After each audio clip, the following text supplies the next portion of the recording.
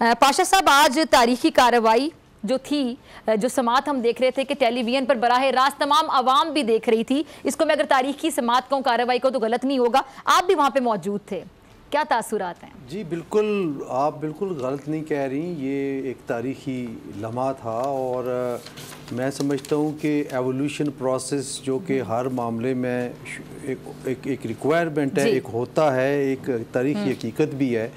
तो आज हमने बहुत सारे जो हर्डल्स हैं वो क्रॉस करके तो डायरेक्ट लाइव टेलीकास्ट पे पूरी प्रोसीडिंग्स पे आ गए, तो ये बहुत बड़ी बात है, इट हैज़ अ सिग्निफिकेंस। फिर ज़रूरी इसलिए था कि एक तो सारी आवाम को पता चले कि जजेस क्या करते हैं, वकला क्या करते हैं और उनमें आप किस तरीके से सारी प्रोसीडिंग्स होती हैं।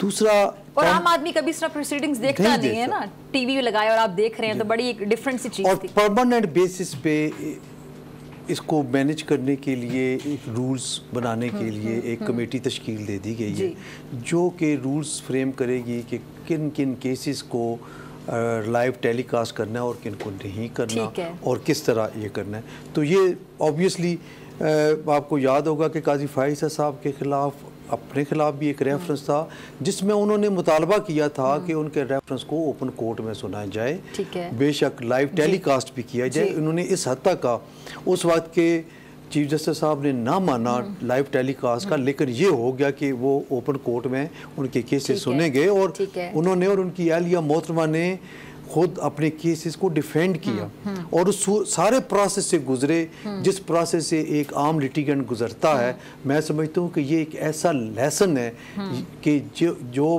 ताज़ा तरीन भी है जिससे वो गुजरे हैं, तो यकीनन इस पूरे सिस्टम की बेहतरी के लिए वो ज़रूर एक शॉर्ट स्पैन ऑफ टाइम में, उनका 13 महीने हैं, लेकिन ज़रूर कोशिश करेंगे कि उससे ओहदा बराह और कर सकें। ठीक है जी।